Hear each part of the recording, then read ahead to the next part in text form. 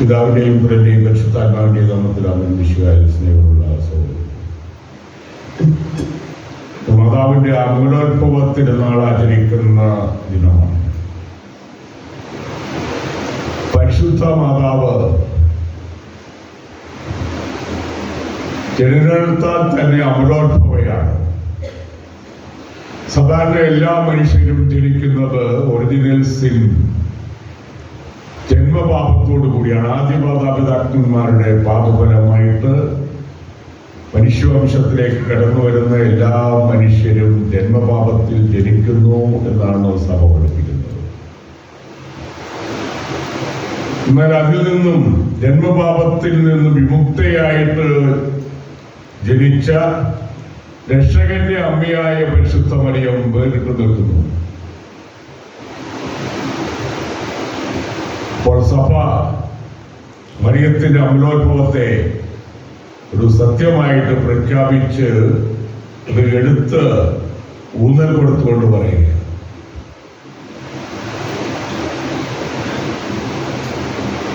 ദൈവത്തിന്റെ ഏകജാതനായ ഈശോയ്ക്ക് പിറക്കാനായിട്ട് അമ്മയായിട്ട് ഭവിച്ചത് പരിശുദ്ധ കന്യകാമറിയമാണ്. ദൈവം പരമപരിശുദ്ധനാണെന്ന് നമുക്കറിയാം. ദൈവത്തിന്റെ സുതനും പരിശുദ്ധനാണ്. അപ്പോൾ ആ പരിശുദ്ധിക്ക് ഈ ലോകത്തിലേക്ക് കടന്നു വരാനായിട്ട് വഴിയൊരുക്കിയ അമ്മ പാപരഹിതയാണ്, കളങ്കരഹിതയാണ്, പരിശുദ്ധയാണെന്ന് സഭ ജനനം മുതൽ തന്നെ പരിശുദ്ധയാണെന്ന് സഭ പഠിപ്പിക്കുകയാണ്. 1912 ഏപ്രിൽ ടൈറ്റാനിക് കപ്പലപകടമുണ്ടായി. കപ്പലിൽ എഴുതി വെച്ചിരുന്നെന്നാണ് പറയുന്നത്, ദൈവമോ പാപമോ ഇല്ല, ഇവിടെ വിഴുങ്ങാൻ ഒരു ശക്തിക്കും കഴിവില്ല, മുക്കിക്കളയാനായിട്ട് ശക്തിയില്ല. എന്നാൽ നമുക്കറിയാം, ആദ്യ യാത്രയിൽ തന്നെ മഞ്ഞുകട്ടയുമായിട്ട് ഇടിച്ച് നൂറുകണക്കിന് ആളുകൾ അതിലുണ്ടായിരുന്നതിൽ ഭൂരിഭാഗവും ആളുകൾ മരിക്കുകയാണ്. ഇവിടെ ആ കപ്പലിൽ സാധാരണയായിട്ട് സ്ത്രീകൾക്കും കുട്ടികൾക്കും രക്ഷപ്പെടാനായിട്ട് ലൈഫ് ബോട്ടുണ്ട്, ആവശ്യത്തിനുള്ള ബോട്ടുകൾ ഉണ്ടായിരുന്നില്ല. അതുകൊണ്ട് അവരെയൊക്കെ രക്ഷപ്പെടുത്തി. അത് കഴിഞ്ഞ് കപ്പലിലെ നിയമമനുസരിച്ച് കപ്പിത്താനും അവശേഷിക്കുന്നവരൊക്കെ ആണുങ്ങളൊക്കെ ഇടിച്ചു കയറാനായിട്ട് ലൈഫ് ബോട്ടിലേക്ക് ഇടിച്ചു കയറാനായിട്ട് ശ്രമിക്കും. തോക്കിലുണ്ടിയാണ് ഇതിലുള്ള പട്ടാളക്കാര് വരെ പിന്തിരിപ്പിച്ചു. അവസാനം അവശേഷിച്ചവരെല്ലാം കപ്പലിന്റെ ടോക്കിലേക്ക് കയറി. ഒരു പാട്ടുപാടി നിന്നോട് ഞാൻ ചേരട്ടെ എന്നുള്ള ഗാനമാലപിച്ചുകൊണ്ട് കപ്പിത്താൻ അവശേഷിച്ചവരുമൊക്കെ ആ കപ്പൽ താന്നതോടൊപ്പം കടലിന്റെ അഗാധങ്ങളിലേക്ക് പോയി. അഹന്തയോടുകൂടി എഴുതി വെച്ചു. അതുപോലെ അഹന്തയോടുകൂടിയാണ് കപ്പൽ ഓടിച്ചത്. മഞ്ഞുകട്ടയെ പറ്റി സംശയമുണ്ടായിരുന്നു, ആരോ അറിയിച്ചു, അത് ക്യാപ്റ്റൻ അത് കൈക്കൊണ്ടില്ല. അതുകൊണ്ട് ചെന്ന് താമസിച്ചു പോയി. മഞ്ഞുകട്ടയുമായിട്ട് ഇടിച്ച് കപ്പൽ തകർന്ന് ഇങ്ങനെ നിരവധി ആളുകൾ കഴിഞ്ഞ നൂറ്റാണ്ടിന്റെ ആരംഭത്തിൽ മരിക്കുകയാണ്. മാതാവിനുണ്ടായിരുന്ന പ്രത്യേകമായ ഒരു ഗുണം, ഇതാ കർത്താവിന്റെ ദാസി, അതിന് എളിമയായിരുന്നു. നമുക്ക് എല്ലാവർക്കും വേണ്ട സവിശേഷമായ ഒരു ഗുണമാണ് എളിമയും വിനയവും ഒക്കെ. നമ്മുടെ പെരുമാറ്റത്തിലും സംസാര ഭാഷയിലും ശരീരഭാഷയിലും ഒക്കെ വിനയവും എളിമയും ഉണ്ടായിരിക്കുക എന്നുള്ളത്, അപ്പൊ അത് പരിശുദ്ധ അമ്മയ്ക്കുണ്ടായിരുന്നു. രക്ഷാകര കർമ്മത്തില് സൃഷ്ടിയുടെ പുസ്തകത്തിന്റെ ആരംഭത്തിൽ തന്നെ പറയുന്നുണ്ട്, പാപം ചെയ്ത ആദിമാതാപിതാക്കളോട് പറയുന്നുണ്ട്, ആദത്തോട്, പുരുഷനായ ആദത്തോട് പറയുന്നുണ്ട്, സ്ത്രീയോട് പറയുന്നുണ്ട്, ആദത്തോട് പറയുകയാണ്. സ്ത്രീയോട് പറഞ്ഞു, നീ വേദനയിൽ മക്കളെ പ്രസവിക്കും. പുരുഷനോട് പറഞ്ഞു, നീ അധ്വാനിച്ച് വിയർപ്പൊഴുക്കി ജീവിക്കും. സർപ്പത്തോട് പറയണം, നിന്റെ സന്തതിയും സ്ത്രീയുടെ സന്തതിയും തമ്മിൽ ശത്രുത ഉളവാക്കും. സ്ത്രീയുടെ സന്തതി അവൻ നിന്റെ തല തകർക്കും. ഇത് രക്ഷകന്റെ വാഗ്ദാനം നമ്മൾ സൃഷ്ടിയുടെ പുസ്തകത്തില് ചരിത്രത്തിന്റെ ആരംഭത്തിൽ തന്നെ കാണുന്നു. രക്ഷകനായ ഈശോയ്ക്ക് വഴിയൊരുക്കിയ പരിശുദ്ധ അമ്മയെ ദൂതൻ വിളിക്കുന്നത് ഗംഭീരദൂതൻ വിളിക്കുന്നത് ദൈവകൃപ നിറഞ്ഞവളെ എന്നാണ്. രക്ഷകന്റെ അമ്മയാണ് പരിശുദ്ധ അമ്മ. മനുഷ്യവംശത്തിന്റെ വിമോചനത്തിന്റെ ആദ്യ ഫലമാണ് അവരുത്ഭവം.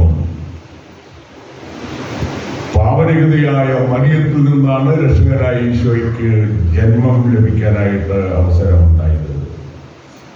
ഇമ്മാനുവേൽ പ്രവചനത്തിൽ പ്രകാരം കന്യക ഗർഭം ധരിച്ച ഒരു പുത്രനെ പ്രസവിക്കും. പ്രവാചകന്റെ പ്രവചനത്തിൽ പറയാണ്, ഒരു കന്യക ഗർഭം ധരിച്ച ഒരു പുത്രനെ പ്രസവിക്കും, അവന് എമ്മനുവേൽ എന്ന് അവൻ അറിയപ്പെടും.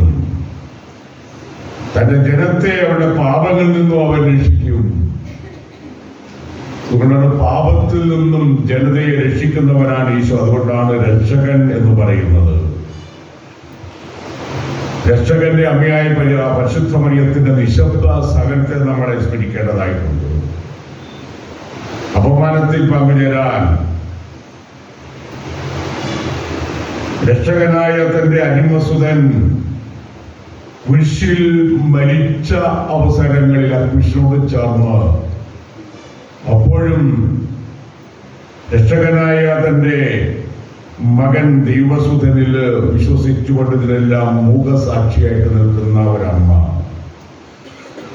മതാധികാരികൾക്ക് ദീപദൂഷണം, രാഷ്ട്രീയ കോടതിയിൽ കലാപകാരി, അതാണ് ഈശോയെ പറ്റി ഉണ്ടായിരുന്നത്. ഈശോയെ പറ്റി അവർ പറഞ്ഞത് അങ്ങനെയാണ്. അതുകൊണ്ടാണ് ഈശോയെ കുരിശിൽ തറച്ചത്. അതിന് കാരണം അവൻ രാജാവാകാനായിട്ട് ശ്രമിച്ചു. സീസറല്ലാതെ രാജാവില്ല. സീസണെതിരെ പ്രവർത്തിക്കുന്നവൻ തീർച്ചയായിട്ടും മരിക്കണം, അതുകൊണ്ട് കുരിശിൽ തറയ്ക്കണമെന്ന് ഡിമാൻഡ് വെച്ച യഹൂദ ജനത. യഹൂദരുടെ ചിന്തയനുസരിച്ച് മോശയുടെ നിയമത്തില് കുരിശിൽ മരിച്ചവൻ ശാപമേറ്റവൻ. അങ്ങനെ അവരുടെ കാഴ്ചപ്പാടിനെല്ലാം വിപരീതമായിട്ട് കാൽവരിയിലെ കുരിശു വഴിയായിട്ടാണ് ദൈവസുതനായ ഈശോ മനുഷ്യരക്ഷ സാധ്യതമാക്കി തന്നത്. ഈ കുരിശിന്റെ ചുവട്ടിൽ അമ്മ നിൽപ്പുണ്ട്.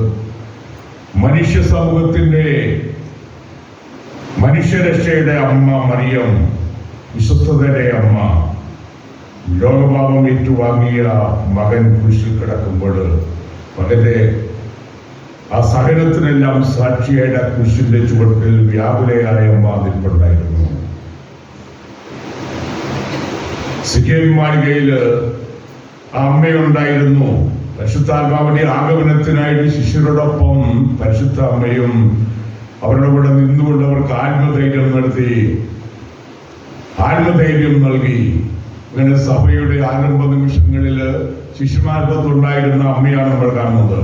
രണ്ടാമത്തെ കൗൺസിലർമാരോട് തിരുസഭ എന്നുള്ള 35-ാം ഖണ്ഡികയിൽ പറയുന്നുണ്ട്, ഒരു സ്ത്രീ മൂലം മരണലോകത്തിൽ വന്നു.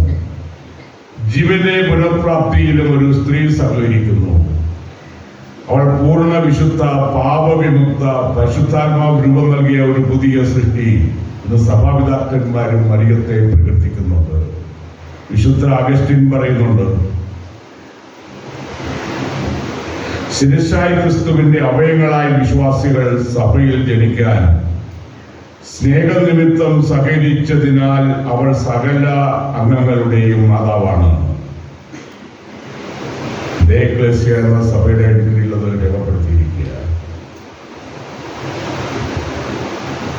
വിശുദ്ധാഗസ്റ്റിന് ലൂക്ക് 11:27 നിന്നെ വഹിച്ച ഉദരം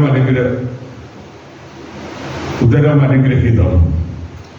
അപ്പോൾ യേശു പറയാണ്, ദൈവവചനം കേൾക്കുന്നവൻ കൂടുതൽ അനുഗ്രഹീതരാണ്, ദൈവവചനം ശ്രമിക്കുന്നവർ കൂടുതൽ അനുഗ്രഹീതരാണെന്ന് ഈശോ മറുപടി പറയുന്നുണ്ട്. അപ്പോൾ ലൂക്ക് 8:19 ലൂക്കയുടെ സുവിശേഷത്തിൽ അമ്മയും സഹോദരന്മാരും കാണാൻ വന്നിട്ടുണ്ട്.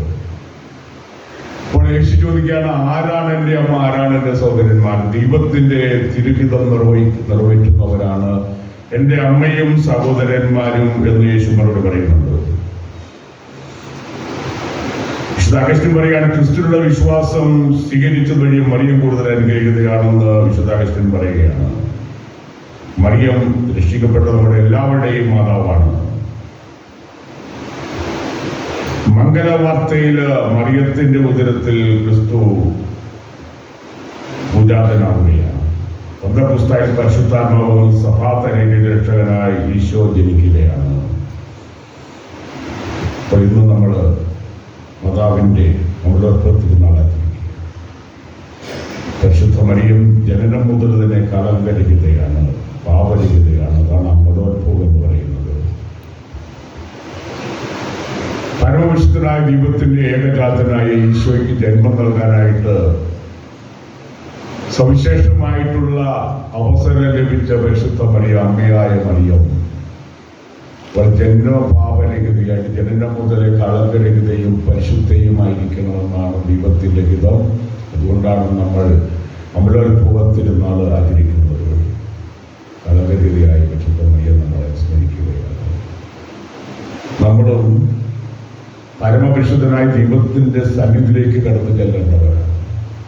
അത് സ്വർഗ സൗഭാഗ്യം എന്ന് പറയുന്നത് പരമവിശുദ്ധനായ ദൈവത്തിന്റെ സന്നിധാന ദൈവിക സാന്നിധ്യം, ബിയാറ്റിഫിക് വിഷൻ,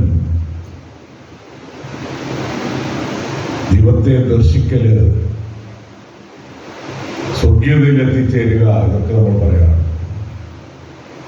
അപ്പോൾ പരമവിശുദ്ധനായ ദൈവത്തിന്റെ സന്നിധിയിൽ കളങ്കരഹിതരായിട്ട് ചെല്ലണം.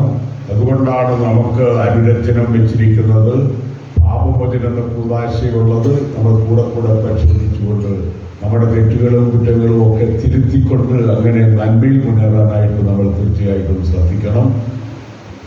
കളങ്കരഹിതയായ മാതാവിനെ പോലെ നമ്മൾ നമ്മുടെ ജീവിതത്തിൽ കളങ്കങ്ങൾ വന്നാലും അവയെ തിരുത്താനും ദൈവത്തോട് ചേർന്ന് നിൽക്കാനായിട്ടുള്ള സാഹചര്യങ്ങൾ സഭയിലുള്ളത് പ്രയോജനപ്പെടുത്തിക്കൊണ്ട് നന്മയിൽ മുന്നേറാൻ നമുക്ക് ശ്രമിക്കാം.